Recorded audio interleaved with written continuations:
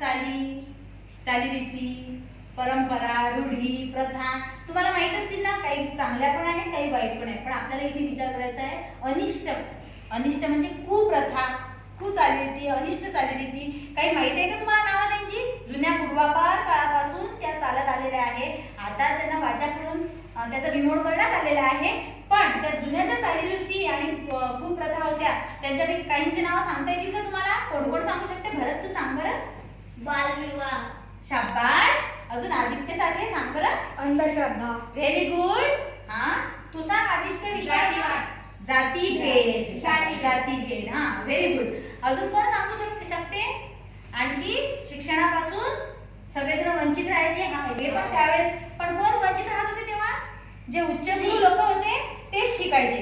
आणि स्त्रिया तर अजिबात चूल आणि मूल एवढंच त्यांचं कार्य. पण या कुप्रथांना, या अनिष्ट चालीरीतींना काही समाज सुधारकांनी मात्र वाचा फोडली आणि त्याचा बिमोड करण्याकरिता खूप असं समाज प्रबोधनपर सामाजिक कार्य केलं आणि धार्मिकही कार्य केलं. आणि म्हणून आपल्या आज आपण इतिहासातील सामाजिक व धार्मिक प्रबोधन. मी काल सांगितलं तुम्हाला हे धडा वाचून या म्हणून. आले का सगळेजण?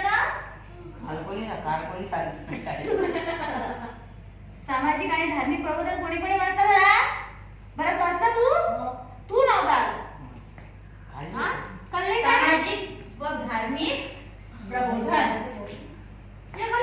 सामाजिक व धार्मिक प्रबोधन. अरे वीडियो चालू आहे ना. या घटकांतर्गत आपण आज शिकणार आहोत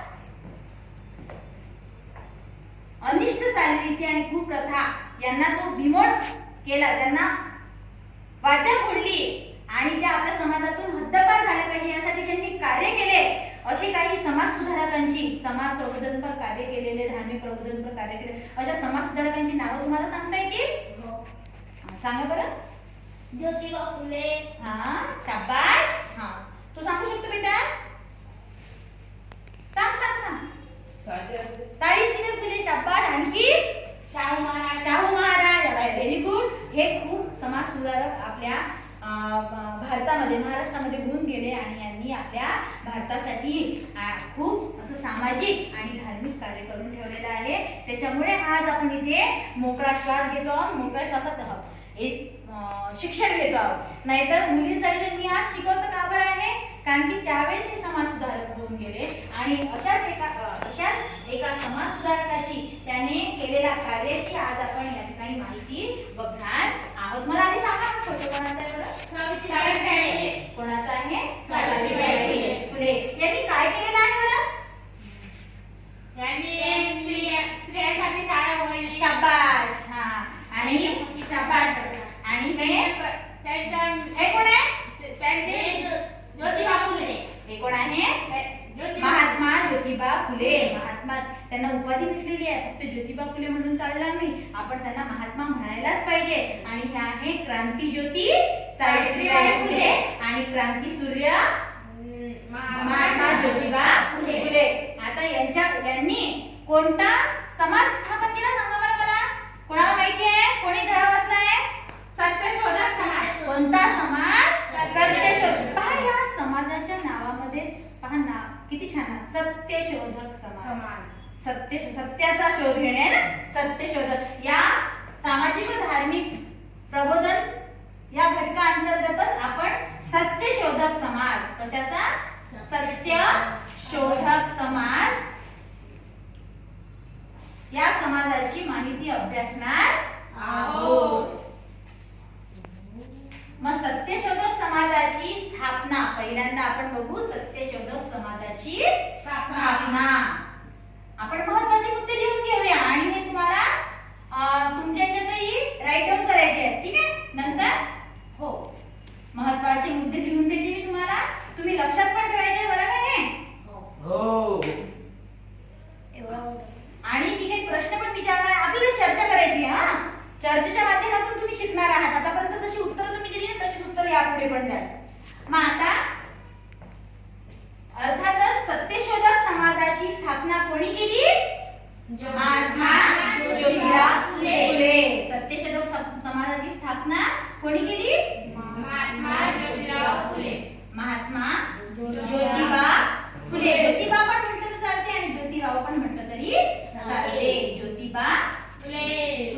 यांनी केली. ठीक आहे, यांनी केली. आणि ती कोणत्या साली केली बरं?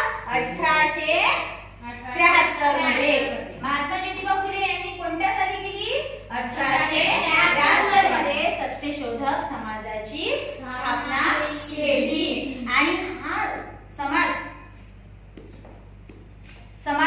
सत्यशोधक समाज हा आपल्या समाजातील अनिष्ट रूढी परंपरा विरुद्ध कार्य करत होता आणि समतेच्या तत्वावर आधारित समाज निर्मितीसाठी या समाजाने कार्य केले. कशा कोणत्या तत्वावर आधारित? समतेच्या तत्वावर आधारित. समतेच्या तत्वावर म्हणजे सांगा बरं कोणतं तत्व? समता. हा हा हा बरोबर. समभाव, शब्दात सर्व धर्म समभाव. कोणी उच्च नाही, कोणी नीच नाही, कोणी पैशाच्या बाबतीत वर नाही, कोणी पैशाच्या बाबतीत खाली नाही. सगळे आपण शेवटी काय आहेत? मानव प्राणी आहोत, आहे की नाही? शेवटी म्हणजे समतेच्या तत्वावर आधारित समाज निर्मितीसाठी या सत्यशोधक समाजाने काय केलं? कार्य केलं. समाज प्रबोधनपर कार्य केलं. आणि या समाजाच्या माध्यमातून, सत्यशोधक समाजाच्या माध्यमातून बहुजन समाज शिक्षणाचा पुरस्कार, बहुजन समाज शिक्षणाचा पुरस्कार आणि स्त्री शिक्षणाचा पुरस्कार सुद्धा करण्यात आला होता. स्त्री शिक्षणाचा पुरस्कार म्हणजे मी आता सांगितलं स्त्रीचं क्षेत्र किती होतं? फक्त कोणतं कोणतं होतं? मग काय करत होती? फक्त चूल आणि मूल. पण महात्मा फुलेंनी त्याच्यासाठी पण कार्य केलं आणि स्त्रियांना चुलीपासून दूर म्हणजे चूल सांभाळून इतरही शैक्षणिक क्षेत्रातही तिने नावलौकिक मिळावं असं ज्योतिबांना वाटत होतं. म्हणून त्यांनी ते सत्यशोधक समाजाची स्थापना या माध्यमातूनही केली. मग यांनी काय केलं? स्त्री शिक्षणाचा पुरस्कार.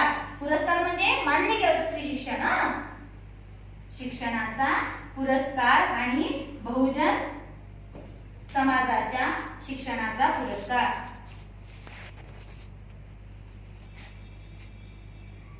आता मला सांगा बरं, त्यावेळेस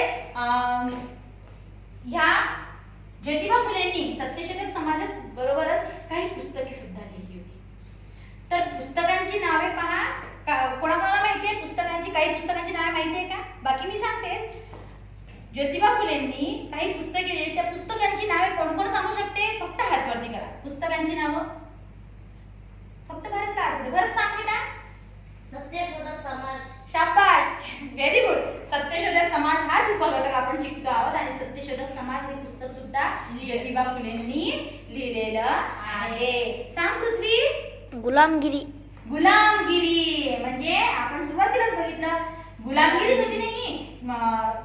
स्त्री ही चूल आणि मूल एवढंच कार्यक्षेत्र तिचं होतं. म्हणजे ती गुलामच असल्यासारखी होती ना. तिला उंबरठ्याच्या बाहेर निघू देत नव्हते. त्यानंतर आणखी सतीप्रथा तुम्ही सांगितलं. कोणी सांगितलं सतीप्रथा? सतीप्रथा त्यावेळेस होती. ते सतीप्रथेला बंदी आणण्याचंही कार्य ह्या दाम्पत्य म्हणजे हे पती पत्नी यांनी केलेलं आहे. आणि महात्मा ज्योतिबा फुलेंच्या ह्या समाज प्रबोधनपर, धार्मिक प्रबोधनपर कार्यामध्ये त्यांना साथ लाभली ती कुणाची? त्यांच्या पत्नीची, क्रांतीज्योती सावित्रीबाई फुले यांची. तसेच महात्मा ज्योतिबा फुले यांना माणसातील भेद अमान्य होता. माणसा म्हणजे कोण? त्यांचं म्हणणं होतं की यांना म्हणा की सत्यशोधक समाजाच्या माध्यमातून त्यांनी हे पण विचार मांडले होते की त्यांना माणसातील भेद अमान्य होता. माणसातील आणखी स्त्री पुरुष म्हणजे पुरुषांना खूप शिकवायचं आणि स्त्रियांना मात्र चुलीजवळ ठेवायचं. हे योग्य आहे का? आहे योग्य. आता पहा आपल्या बहिणी, आपल्या आई सगळे शिकलेले आहेत की किती छान. कारण की तसंच सावित्रीबाई फुलेंनी तसंही म्हटलेलं आहे, शिकलेली आई घरादाराला पुढे नेईल. आई शिकलेली असती की ती पुढे लाटताना म्हणा, काही करताना म्हणा, मुलांना शिकवतच राहते की नाही. एक स्त्री ही पूर्ण कुटुंबाचा उद्धार करत असते है ना. पूर्ण कुटुंबाला शिकवत असते. म्हणून यांनी माणसातील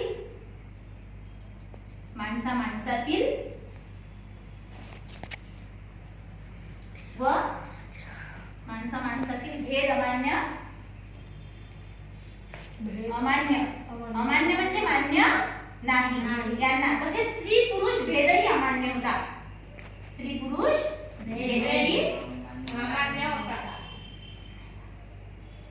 भेदाभेद अमान्य होतात. आणि त्याचबरोबर गुलामगिरी, सार्वजनिक सत्यधर्म त्यांनी लिहिलेली पुस्तके आहेत. ही पुस्तके सांग बरं भरत, कोणता पुस्तक लिहिलं आहे त्यांनी? गुलामगिरी. शाबास, गुलामगिरी. अजून गुलामगिरी. त्यानंतर सार्वजनिक सत्यधर्म आहे ना.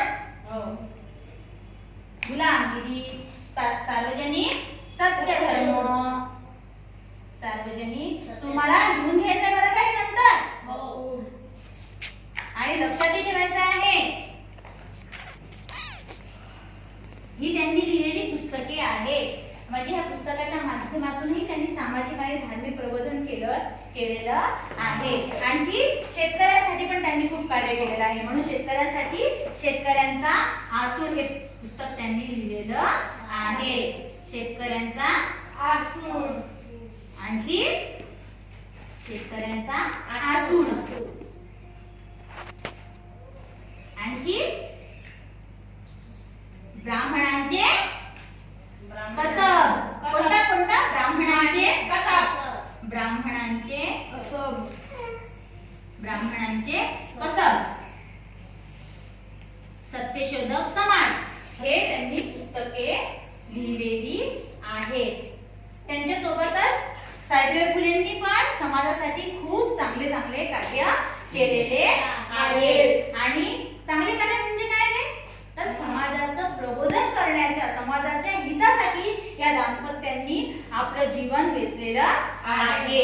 आणि तसेच स्त्री पुरुष, तुम्ही मला सांगितलं, स्त्री पुरुष भेदाभेद आणि माणसा माणसातील भेद त्यांना अमान्य होता. म्हणून त्यांनी त्याच्यावर काय केली?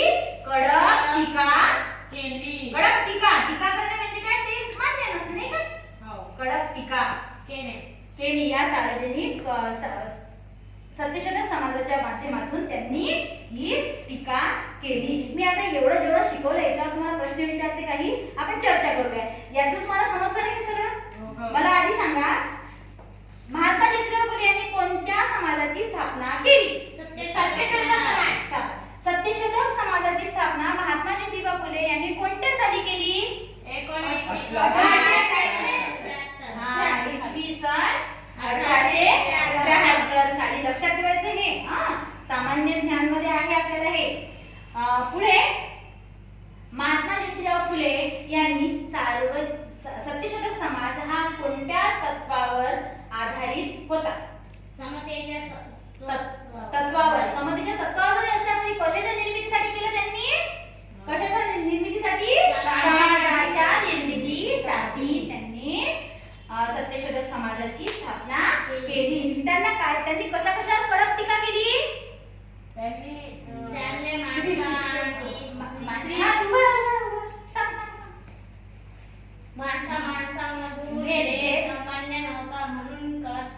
त्यावर त्यांनी कडक. तसंच सोबतच स्त्री पुरुषही भेदाभेद त्यावेळेस होते, ते त्यांना अमान्य होते. म्हणून स्त्री पुरुष भेदाभेद आणि माणसा माणसातील भेद यावर त्यांनी कडक टीका केली. आणि त्यांना या कार्यामध्ये समाज प्रबोधनपर म्हणा की धार्मिक प्रबोधनपर कार्यामध्ये त्यांना कोणाची सगळ्यात जास्त साथ लाभली होती? कोणाची साथ लाभली होती बेटा? रोहन, त्यांना कोणाची सोबत होती? महात्मा ज्योतिबा फुले यांना कोणाची सोबत होती? पत्नीची. त्यांच्या पत्नीची. त्यांच्या पत्नीचे नाव काय दीपक? सावित्रीबाई फुले. सावित्रीबाई फुले.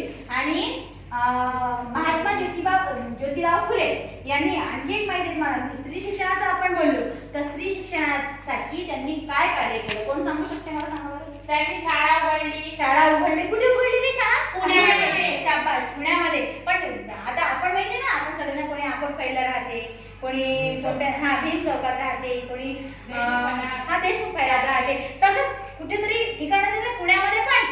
तर त्या पुण्यामध्ये कुठे त्यांनी शाळा उघडली? बुधवार पेठेमध्ये मुलींची पहिली शाळा त्यांनी उघडली. बुधवार पेठेमध्ये. आणि तिथे शिक्षिका म्हणून कोण होत्या?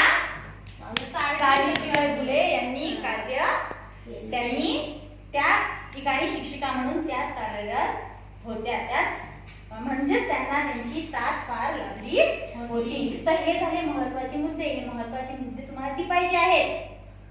हे महत्वाचे मुद्दे तुम्हाला टिपायचे, लिहून ठेवायचे आहेत. आणि अक्षर सुंदर आणि त्यांनी लिहिलेली पुस्तके या व्यतिरिक्त आणखी पुस्तकांची नावे तुम्हाला सर्च करायची आहे. गुगल आपला चालता बोलता टीव्ही आहे, गुगल मोबाईल वरती आहे ना, त्याच्यावर शोधून आणखी पुस्तकांची नावे. सावित्रीबाई फुले यांनी काव्य फुले हा कविता संग्रह लिहिलेला आहे. म्हणजे हे जरी लेखक असले तर या पण लेखिका आणि कवयित्री सुद्धा ह्या होत्या. यांनी काव्य फुले हा कविता संग्रह लिहिलेला आहे. तर या व्यतिरिक्त सावित्रीबाई फुले आणि महात्मा फुलेंची 5 ओळी तुम्हाला माहिती लिहायची आहे. आणि सत्यशोधक समाजाबद्दल तुमच्या शब्दात 10 ओळी लिहून आणायची आहे. तुम्हाला सत्यशोधक समाजाची माहिती समजली? हा समजली. छान. चर्चेच्या माध्यमातून आपण घेतलं ते, म्हणजे चर्चेच्या माध्यमातून घेतलं, त्याच्यामुळे तुम्हाला सगळं समजलं. तर आजचा स्वाध्याय सत्यशोधक समाजाची माहिती आपल्या शब्दामध्ये 10 ओळीत लिहून आणणे. आणि महात्मा ज्योतिराव फुले आणि सावित्रीबाई फुले यांनी लिहिलेले पुस्तक, अतिरिक्त पुस्तके, आणखी या व्यतिरिक्त जी पुस्तके आहेत त्यांची नावे सर्च करून लिहून आणणे. समजलं पाठ? हो. चला हे लिहून घ्या सगळ्यांनी.